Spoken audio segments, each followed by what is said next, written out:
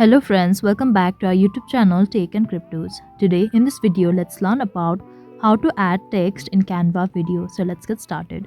At first let's get into Canva app. So here it is. Now click on this plus sign over here. Now you can choose any format. Let's go for Instagram Reel for now.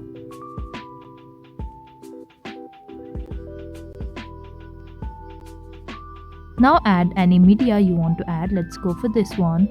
Now to add text, click on this plus icon over here. Now click on text and you can add heading, subheading and the body. So let's go for heading only for now and type anything you want.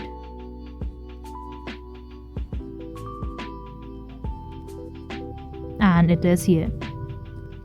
And you can see the text. So this is how you can add text in Canva video. I hope you like the video. Please do like and subscribe. Thanks for watching.